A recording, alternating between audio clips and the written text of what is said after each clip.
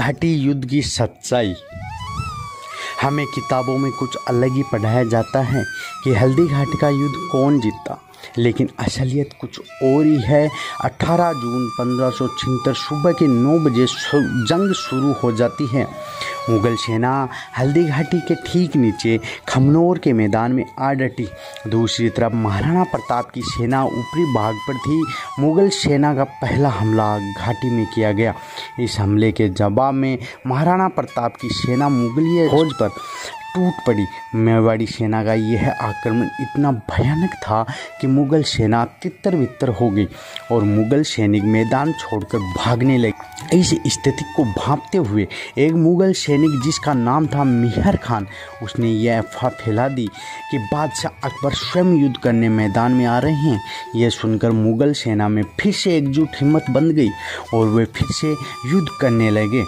युद्ध के शुरुआत में ही मेवाड़ी सेना मुगलों पर भारी पड़ी, जिससे मेवाड़ी सेना जोश से भर गई। सेना का ऐसा जोश देखते हुए महाराणा प्रताप ने सेना को आज्ञा दी कि घाटी के नीचे उत्तर में आप मैदान में आमने सामने जंग करेंगे। सेना घाटी के पास बने बनास नदी के पास तक पहुंच गए थे, जिसे आज हम अमृतलाई मैदान कहते हैं। समतल मैदान में मुगल सेना ने तोपों और तीरों का इस्तेमाल किया, इससे मेवाड़ी फौज में अफरा तफरी मच गई। अभी युद्ध अपने चरम पर था। बहुत ही भयानक मंजर देखने को मिल रहा था।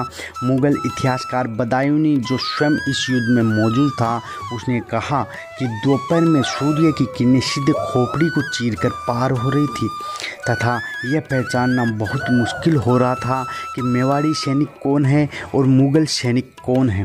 दोपहर तक जंग में दोनों पक्षों में बराबर की हानि हुई और यह बताना भी मुमकिन नहीं था कि आखिर युद्ध कौन जीतेगा। युद्ध का सिलसिला जारी रहा।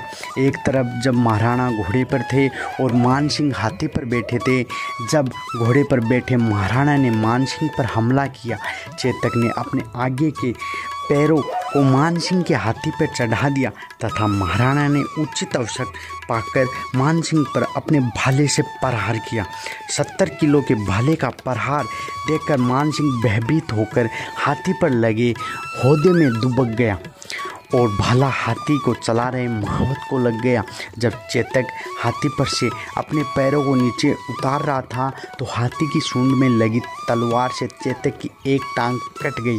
इसी बीच महाराणा प्रताप को मुगल सैनिकों ने घेर लिया था तथा एक मुगल सैनिक जिसका नाम था बहलोल खान, इसने चेतक घोड़े को घायल अवस्था में देखकर महाराणा पर वार किया। महाराणा प्रताप ने एक ही वार में बहलोल खान व उसके घोड़े को बीच से काटकर चीर दिया। यह देखकर मुगल सैनिक कुछ समय तक महाराणा से दूर हट गए।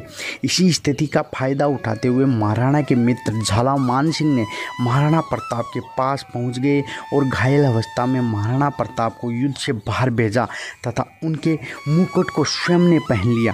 अब मुगल फौज को लगा कि झाला मानसिंह ही महाराणा प्रताप है। यह समझकर झाला मानसिंह पर मुगल फौज टूट पड़ी और झाला मानसिंह शहीद हो गए। महाराणा प्रताप के सैनिकों ने उनसे आग्रह किया कि आप युद्ध से भागे नहीं तो मेवाड़ पर मुगलों का कब्जा हो जाएगा। यह सुनकर महाराणा के घोड़े चेतक ने छलांग लगा दी और नाले को छलांग कर महाराणा प्रताप को युद्ध से बाहर ले गए और पली चरनामत नामक स्थान पर चेतक की मृत्यु हो गई। महाराणा प्रताप को युद्ध के मैदान में न देखकर मेवाड़ी फौज इतनी भयभीत हुई कि वह अब अपनी जान की बाजी लगाकर युद्ध करने लगी और दुश्मन सेना पर भारी पड़ने लगी।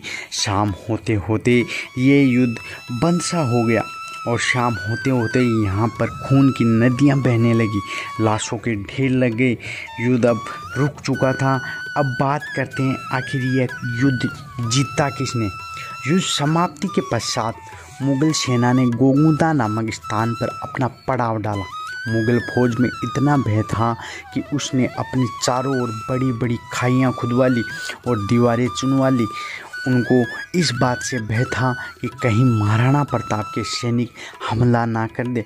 मुगल फौज कई दिनों तक चार दीवारी के बाहर भी नहीं निकली तथा भोजन के अभाव में अपने ही घोड़ों को मारकर खाना पड़ा। इस स्थिति को भांपकर मानसिंह व मुगल सेनापतियों ने यह निर्णय लिया कि अब वापस आगरा चलेंगे। अगर मेवाड़ में रुके तो मारे जाएंगे। इस युद्ध के बाद मानसिंह व आसफ खां अकबर के पास पहुँचे तो अकबर ने दोनों को दरबार में आने पर पाबंदी लगा दी। अब कुछ लोग कहते हैं कि हल्दी घाटी का युद्ध अकबर जीता था, तो यह प्रश्न खड़ा होता है कि मुगल सेना या अगर युद्ध जीतकर भी मेवाड़ पर कब्जा क्यों नहीं कर पाई, और अकबर ने मानसिंह व आसफ खां पर दरबार में आने पर रोक क्यों लगा दी। इसका मतलब साफ है कि युद्ध अकबर हार गया था। सच तो यह है कि अकबर कभी महाराणा प्रताप को हरा ही नहीं सका। युद्ध कैसे जीतेगा, यह युद्ध अनिर्णायक युद्ध बन गया जो आज तक समझ नहीं आ पाया। इस हल्दी घाटी युद्ध में महाराणा प्रताप की विजय हुई थी। जय महाराणा प्रताप, जय चेतक, जय राम प्रसाद हाथी, जय चित्तौड़, जय हो।